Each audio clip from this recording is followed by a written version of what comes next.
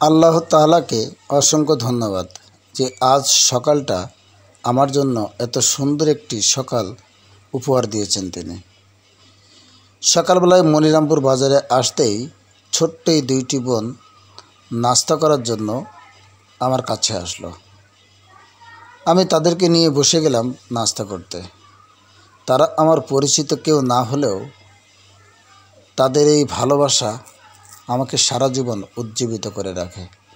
বিশেষ করে সমাজের অবহেলিত মানুষের পাশে থাকার চেষ্টা করি। যদিও এরা দুইজন আমার কেউই পরিচিত নয়, তবুও এরা যেন খুব চিরচেনা মুখ। তো দর্শক, আপনারাও আপনাদের নিজের জায়গা থেকে যদি এদের পাশে থাকেন তাহলে হয়তো সমাজকে বদলানো সম্ভব।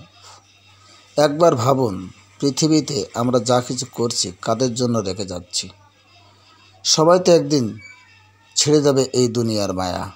সেদিন কোথায় থাকবে টাকা পয়সা, আত্মসম্মান? সেদিন কোথায় থাকবে দামি দামি খাবার? এদের পাশে থেকে এদের একবেলা খাওয়ান, অনেক আনন্দ পাবেন ইনশাল্লাহ।